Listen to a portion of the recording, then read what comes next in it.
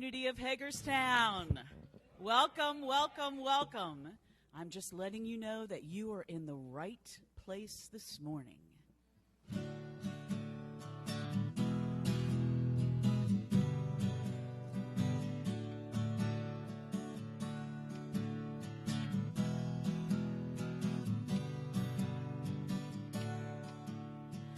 Look at this glorious morning.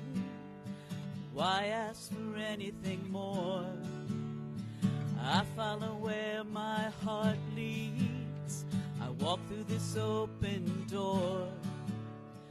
I've always been a seeker, felt I was alone.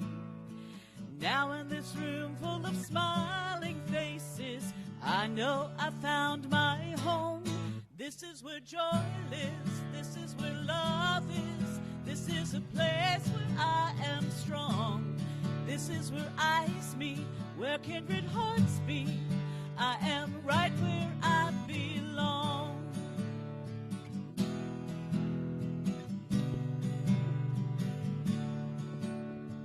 Here in this place I'm accepted, I'm welcome just as I am.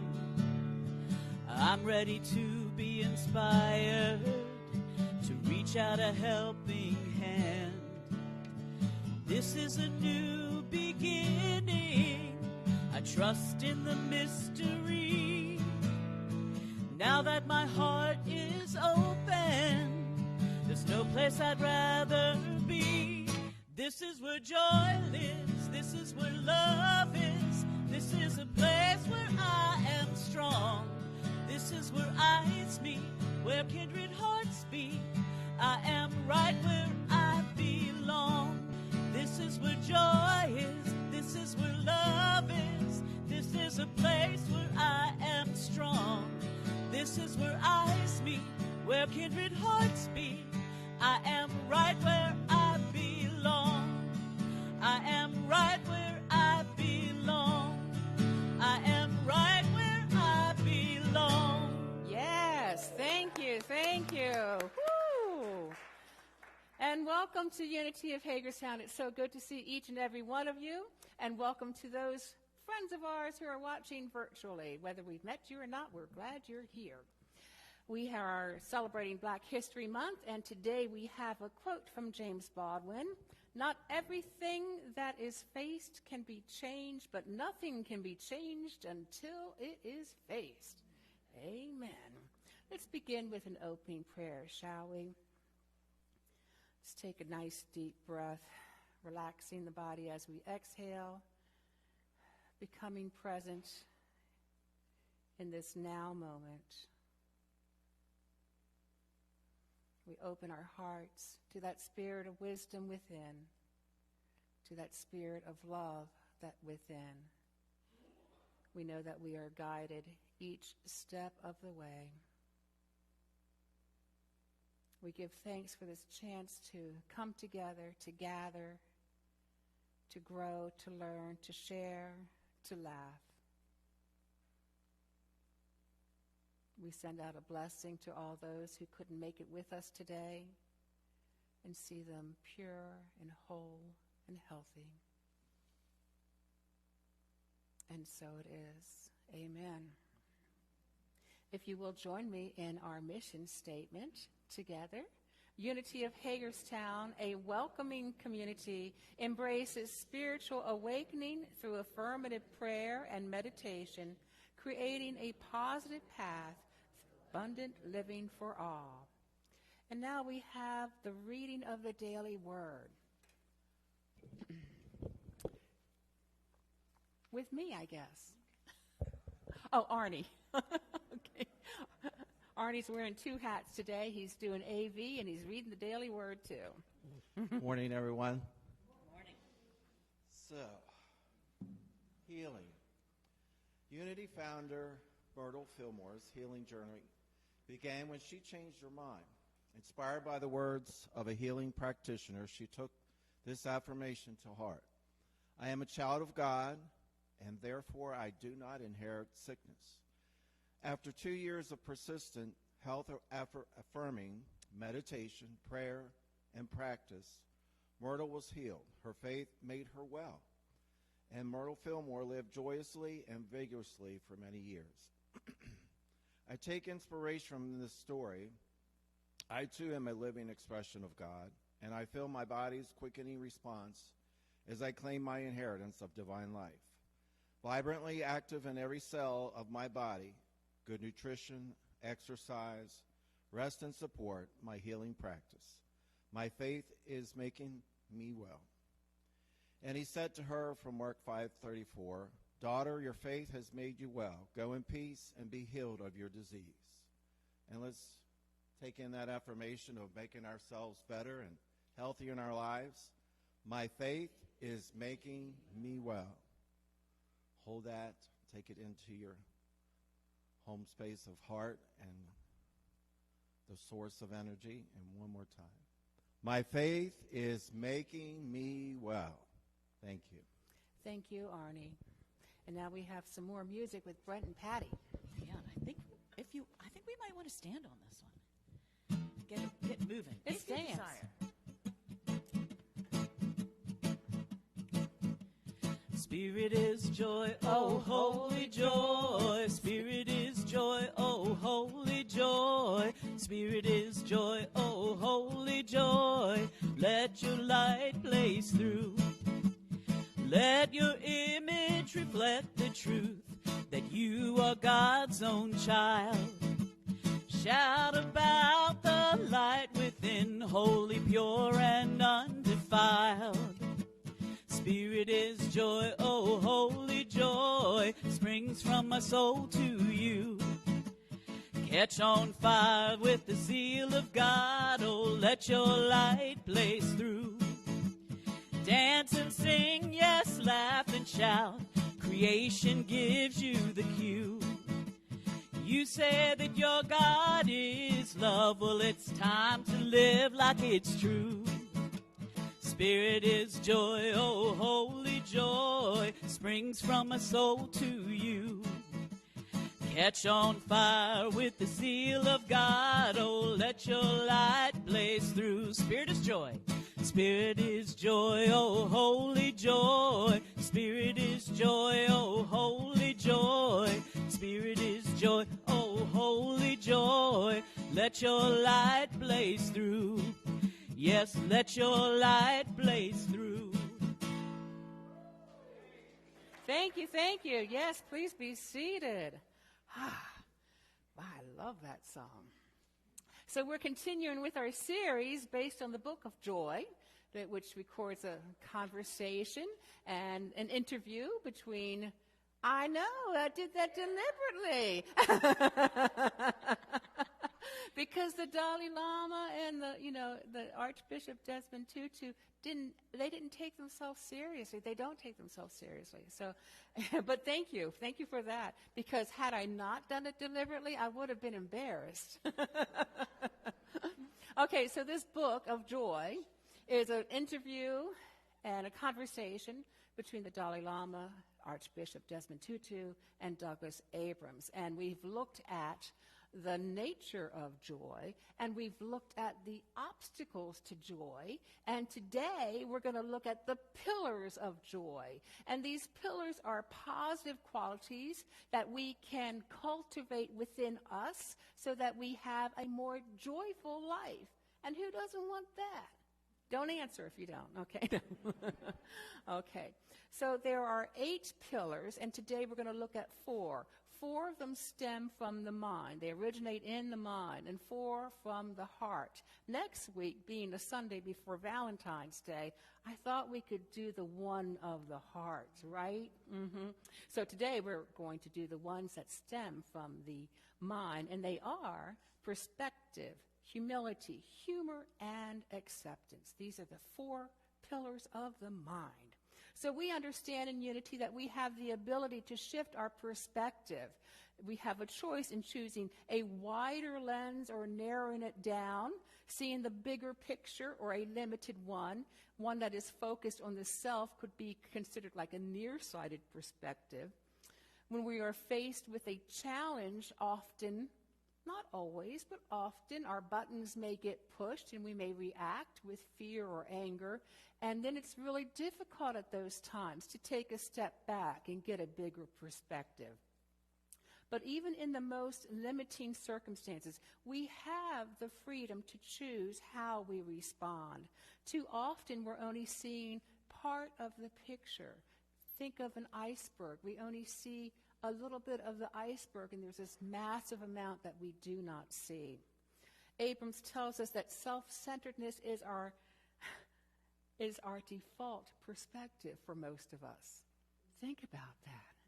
We walk around really consumed with how we are, me, mine, I, right? But the good news is we have the ability to change. We have the ability to take on the perspective of others as well. It's a practice, my friends. There was a study done that suggested that the constant use of the personal pronouns, I, me, and mine, leads to a greater risk of heart attack. And not only that, but to the heart attack being fatal. That's sobering, isn't it? It was also found that this use of personal pronouns is a better predictor of heart attacks than smoking, high cholesterol, or high blood pressure. Yeah, I know. Let that sink in for a second. That's pretty amazing. In another study, it was found that people who use those personal pronouns, I, me, and mine, are more likely to be depressed than people who use the first person plural, the we and ours. So if we are suffering from something, the Dalai Lama and the Archbishop both agreed upon a similar exercise that we can do to help alleviate that suffering, to broaden the perspective. And it's simply thinking about what you're suffering about, and then considering how many people are going through something similar. And this helps us recognize that we are not alone. It helps us lessen our own pain, and it reminds us that we are connected to everyone else, which softens the lines that we may have drawn around us, softens those hard walls that we build up. For instance, if I have a cold, and I'm the first to admit I'm a really bad patient because I'm really healthy, and I'm affirming that I am really healthy. But when I have a cold, if I were to consider all the other people, of the billions of people who are suffering a head cold at the same time, it might help me feel not so isolated, like only poor me has this cold, So Abrams goes on to say a wider perspective leads to serenity and equanimity.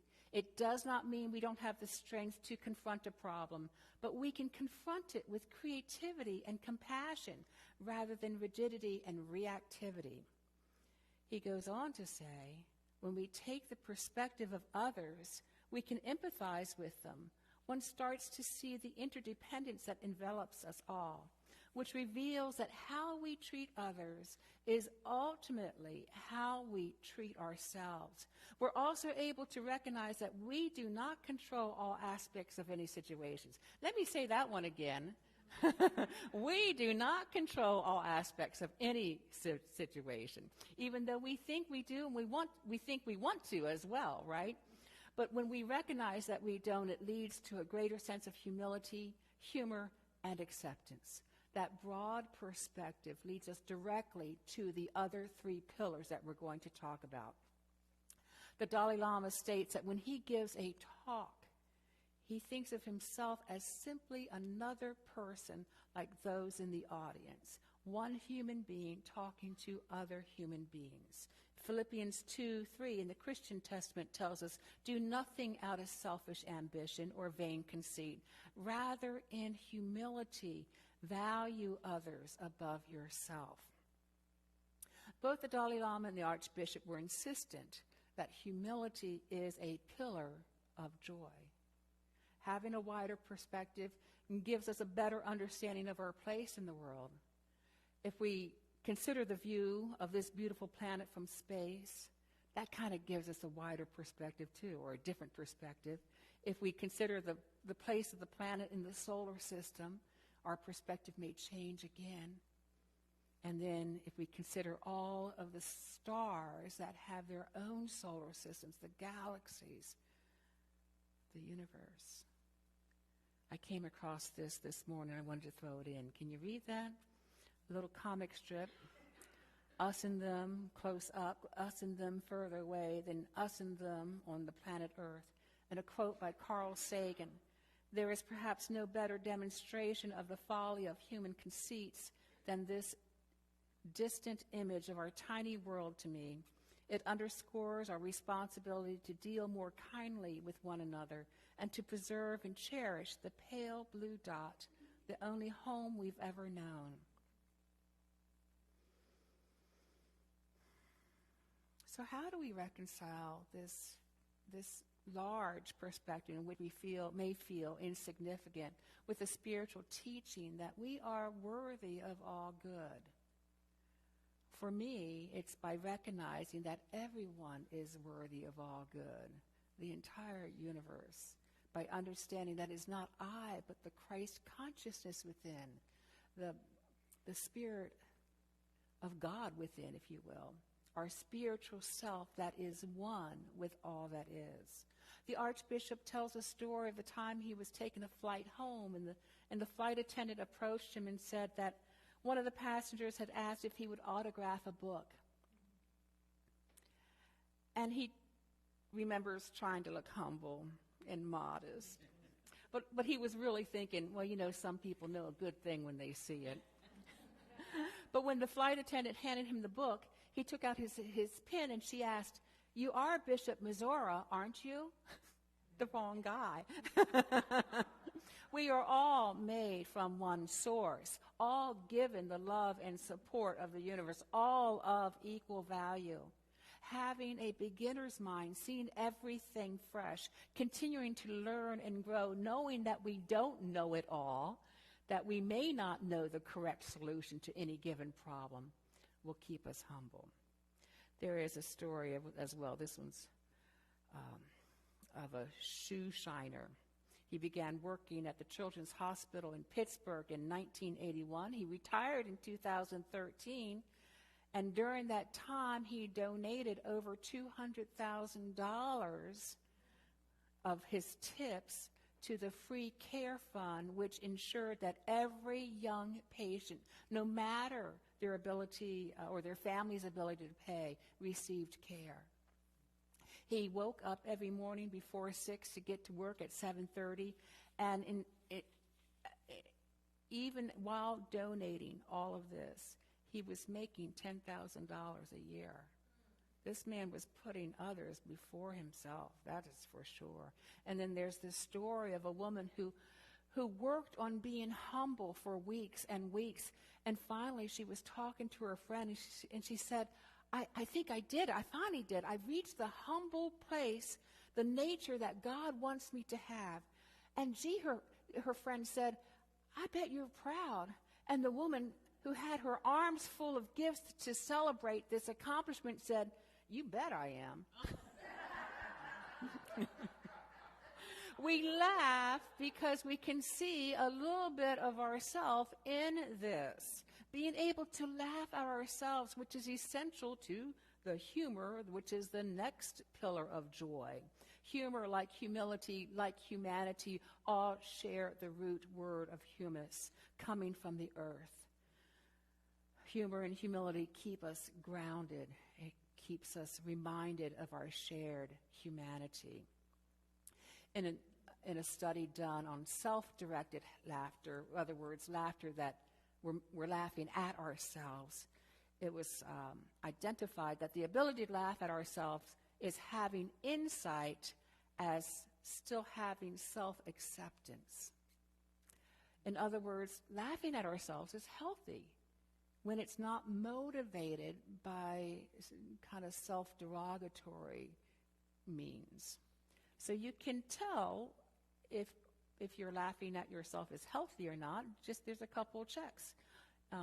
When you are able to look kindly at your weaknesses or mistakes, kindly, my friends, and kindly, not judgmental, and see how embarrassing situations can be funny.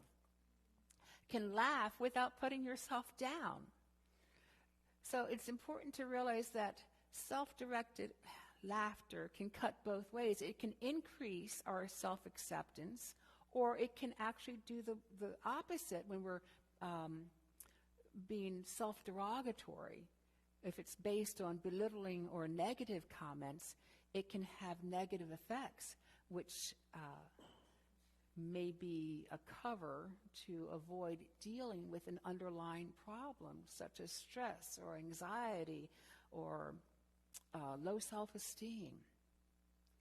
So self-deprecating humor, when we're being unkind to ourselves, discourages fostering relationships. It alienates us further, in other words.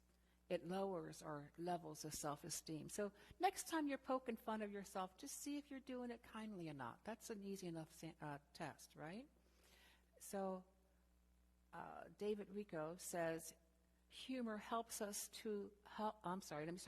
Humor helps us adapt to fear, to be more at ease in anxiety-producing situations, to see more than one opportunity in a dilemma. Humor is also a way of easing up on ourselves and others. It offsets the tragic with the innovative. So you may be thinking, well, I'm not funny. Oh, no, not about me. No. Thank you for that laugh. But if you're thinking that you're not funny, I want to share what Tutu has to say. He said, I don't think I woke up and presto, I was funny. I think it's something that you can cultivate. Learn to laugh at yourself. It's all about humility. If you start looking for the humor in life, you will find it. You will stop asking, why me? And start recognizing that life happens to all of us. It makes everything easier, including your ability to accept others and accept all that life has to bring. Which brings us to our final pillar of joy today, and that is acceptance. The Dalai Lama tells us, why be unhappy about something if it can be remedied? And what is the use of being unhappy if it cannot be remedied? When we see life from a wider lens and see our own role in its drama with humility and are able to laugh at ourselves, we do arrive at acceptance, accepting all that life has to bring, all of our idiosyncrasies, accepting our emotions, our little foibles, as well as our strengths, accepting all of it. Tutu says we are meant to live in joy.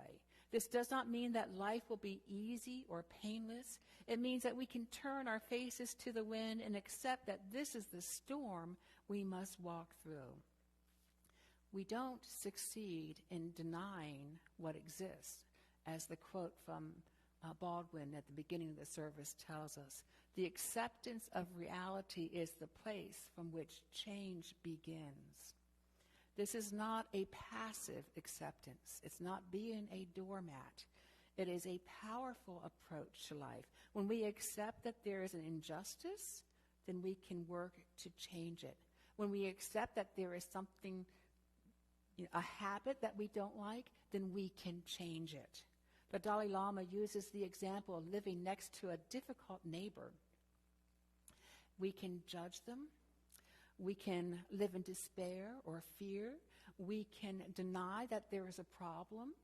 We can pretend it doesn't exist, or we can accept that the relationship is difficult and that if we want to, we can try to improve it. It doesn't mean that we'll be successful because we don't control our neighbor. But it is a starting point to try. We can cultivate warm-heartedness, as the Dalai Lama would say, toward your neighbor.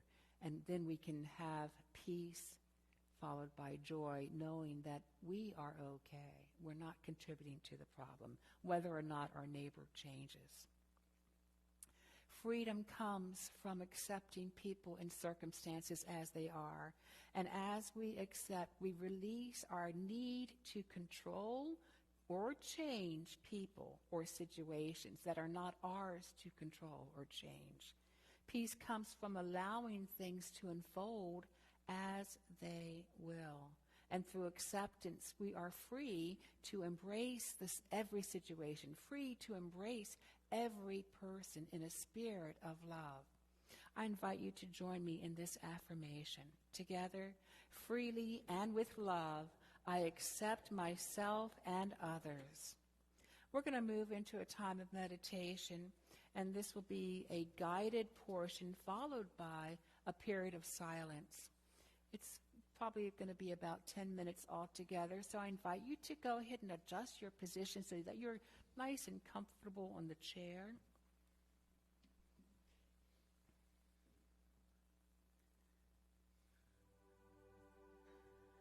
Let's begin by taking a nice deep breath. Pausing and then releasing, letting the body relax, sinking a little bit further in the chair. Another inhale, pausing at the top of it and releasing, and allowing the thoughts to calm. Allow your breath to go back to its natural rhythm and flow. And beginning at the crown of your head, the top of your head, let's begin a body scan to release and relax any tension that may be found. So I invite you to soften the scalp, moving your focus to your forehead and allowing the brow to release any tension, the cheeks, the jaw, relax and soften. The back of the neck, breathe into this area. Allow any tension just to melt away. The shoulders. Make sure that they're away from the ears. On down the arms, the biceps, the forearms, the hands. Releasing any tension, any strain. The fingers. Bringing your focus back to between the shoulder blades and slowly scanning down the back. If you find an area that is tight, breathe into this. Just imagine in your mind's eye that you are breathing into this area, allowing it to relax.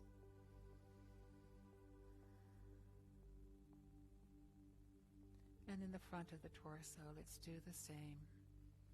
Slowly scan down, relaxing the belly. Moving to the hips, the thighs, the calves, the ankles and the feet.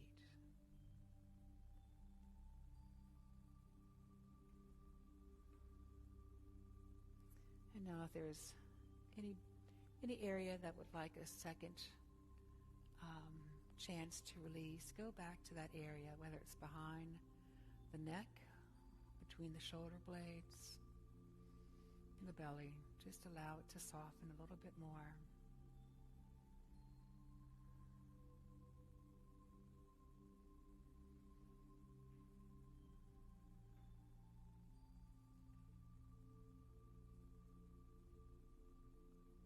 The most important person to accept may be ourselves. So I invite you to see yourself as an individual expression of the divine, made in the image and likeness of God. See yourself following a divinely inspired path for your highest and best good. Letting go of any self-criticism, and just trusting God.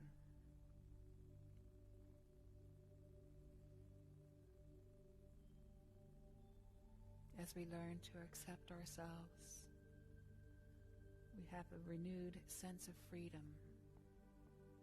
We are able to accept others and circumstances with love, with joy, with peace.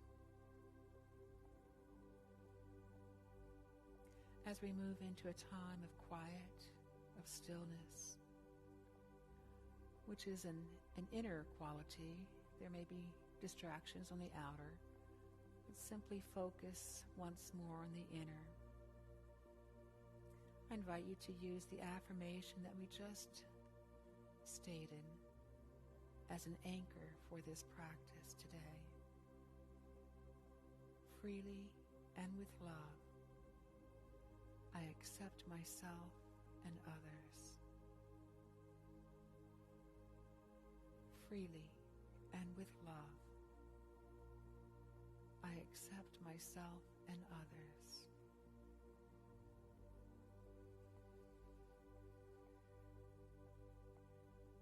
Freely and with love, I accept myself and others. Into the silence.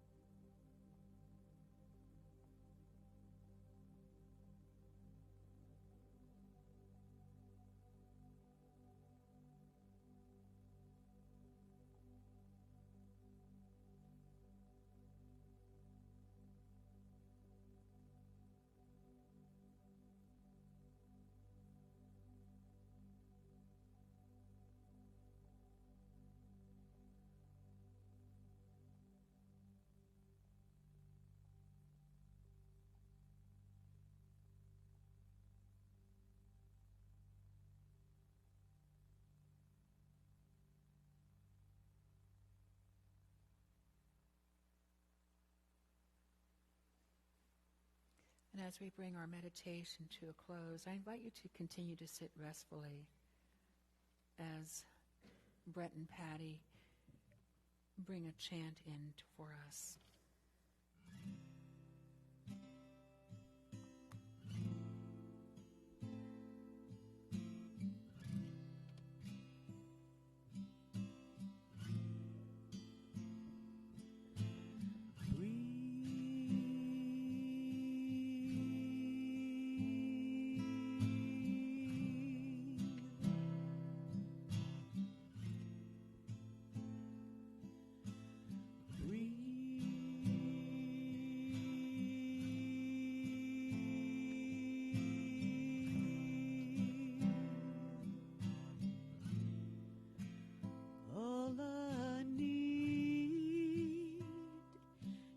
To breathe love in. All I need is to breathe love in.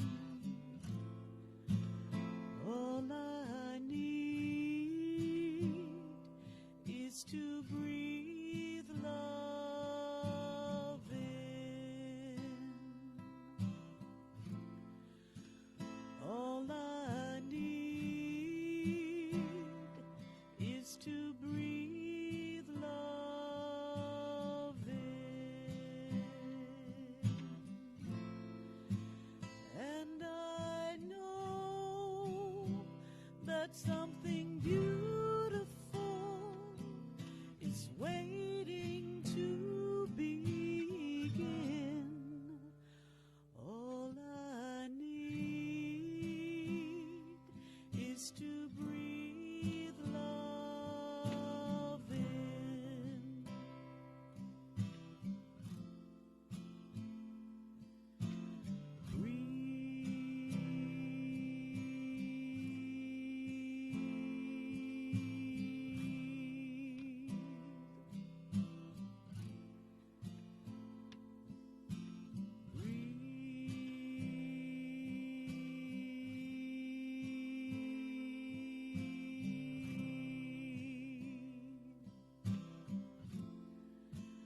All I need is to breathe love in.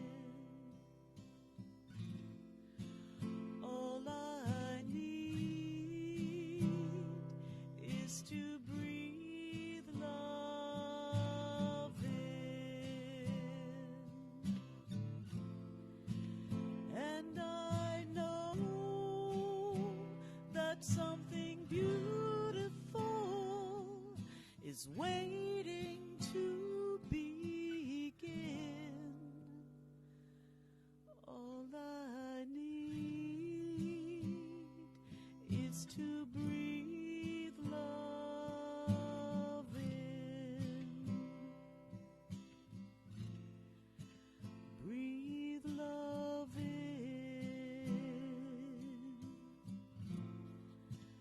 Breathe love in.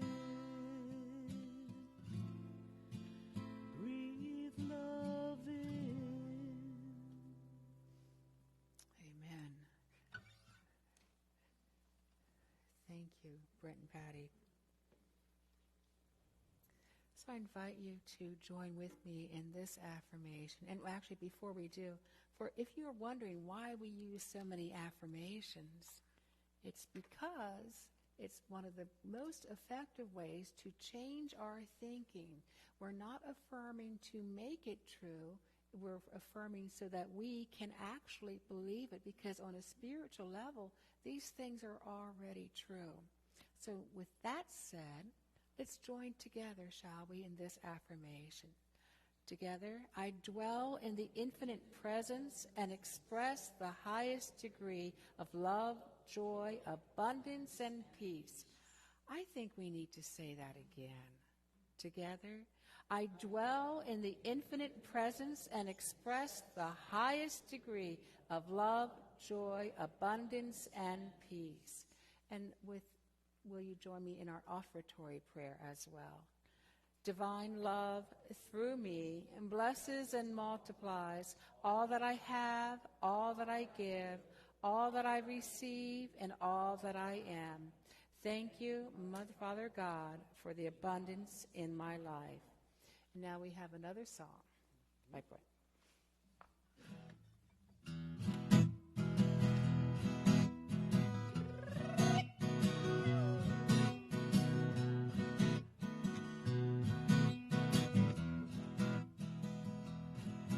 I'm thankful for the morning that brings me a brand new day.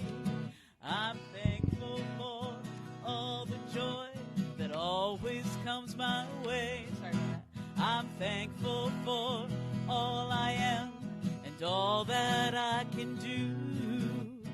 Oh, sweet Spirit, I can only thank you. You know this. I have gratitude. I have so much gratitude. I count my blessings.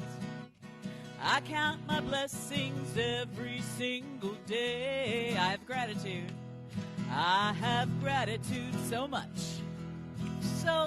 gratitude. There's only one thing left. There's only one thing left for me to say. Thank you, Spirit. Thank you, Spirit. I thank you, Spirit. Thank you. Thank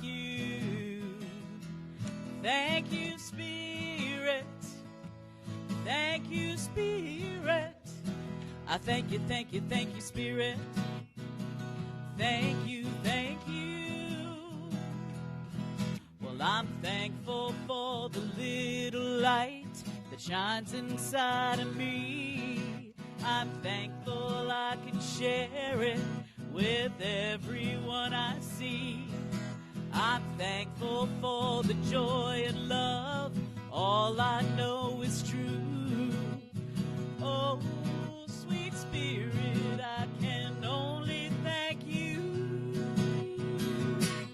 I have gratitude. I have so much gratitude. I count my blessings. I count my blessings every single day. I have gratitude. I have gratitude. I have so much gratitude. There is only one thing left for me to say. Thank you, Spirit. Thank you, Spirit. I thank you, Spirit.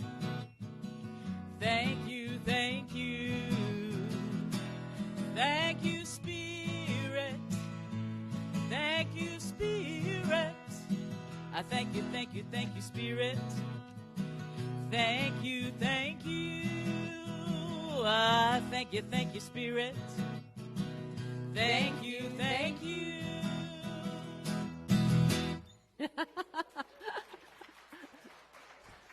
Yes. So obviously I'm keeping you on your toes today by putting in like an early April Fool's joke, right?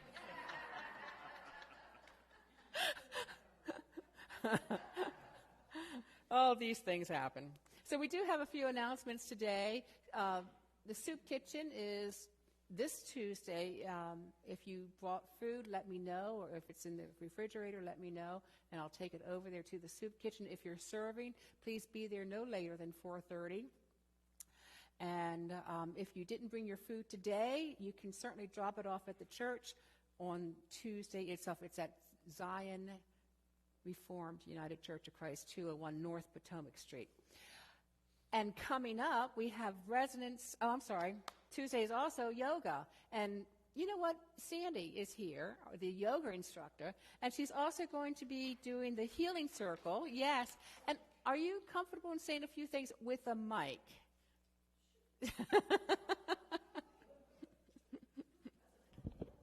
Well, because they won't hear online if you don't. Yeah. And just whatever you want. Okay, so for yoga, closer? Hello? Okay. Should I start? I feel like I should just so yoga we feel is an obvious natural fit for unity because it's all about, yoga is yoke, which means the bringing together. So we'd love to have a lot of yoga here, and there's so many different kinds, but we're just starting off with beginners in the hopes that we'll convince a few wannabes to come on in, because it's no judgment, and it's all about building a relationship with your own personal space. And who can't use a little bit of that, right? So I'm very excited about getting that started. And then the next thing is it's actually a little misnomer. It's not a healing circle. Yeah. So, is everybody familiar with Reiki and maybe some other sort of healing modalities? There's healing touch and all that. Okay. So normally, and what I'm familiar with is a Reiki share, and that's when we clear the room, we set up tables, and everybody who is Reiki trained at all can practice on other people who are, whether they're trained or not, doesn't matter. It's a way to sort of get to know these modalities without having to really, sink your teeth in. I think a Reiki sessions go about $75 an hour, so that's a commitment, right? So it's better to just try it and get a taste for it, so you know if it's something you want to keep doing. And so what it is we don't want it to be just Reiki, because there's so many other wonderful things out there. So it's really a holistic healing share. So if you have something, or you know somebody who has a modality that they just kind of want to let us know about or let the rest of the world know about, please let them know, and we'll make room, for anything that's here. Whatever you want to do, we'll absolutely welcome it. And then for that, I think we're asking a $10 donation just to help keep it going, so that the space is taken care of and all that good stuff. So still a reasonable price, I would say. And then, are there any questions about it? Does that also include people who don't have any of those skills or abilities, but just want some to receive some? 100%. I mean, in fact, that's kind of like, there's definitely those of us in here who are practitioners. Our real goal is to get people to give it a try. That's what we want out of this mostly. Yeah. So we want people to feel that, again, that's why I suggested donation. Like, we don't want any excuses to not try it, right? Come on in and give it a try. Yeah. Nothing to lose, right? Thank you, Sandy, yeah. So, Sandy, do you want those of us who are practitioners to bring tables? We would love if you could bring a table. I know I have one. I don't know if there's one here.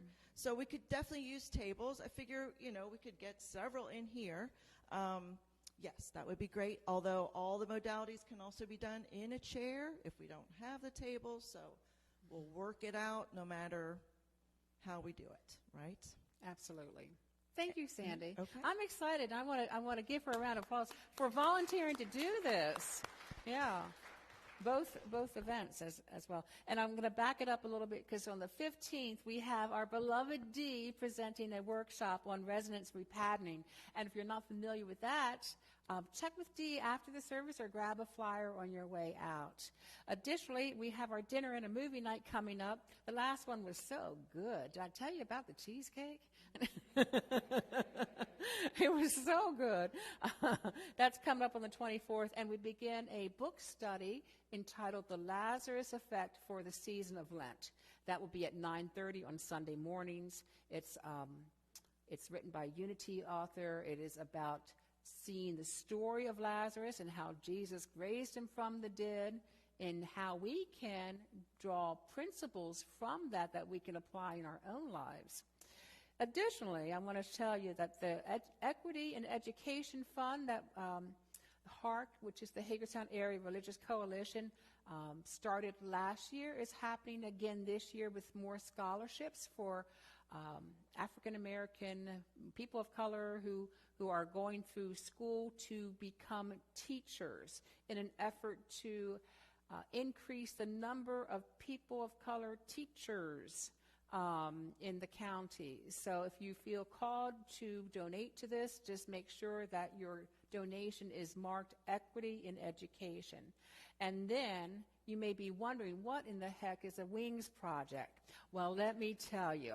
So in the back, there's a table there, and there's little cutout pieces of fabric. On one side, there is a white paper on it.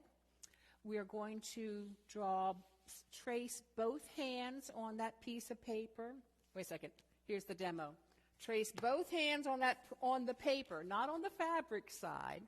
Most of the fabrics are one of a kind back there. So everybody, if you choose to do this, will have your own fabric, printed fabric. And then all the fabrics are collected, and we're going to make wings for that back wall for photo ops. Isn't that fun? Yeah. So if you want to be part of that, there's only 25 squares, but we need both hands. There's markers, there's scissors. Don't worry if the marker gets on your skin. I tried it out yesterday. I had an outline in black, but it washed right off. So I thought, this is going to be fun going to church with this. Oh, well.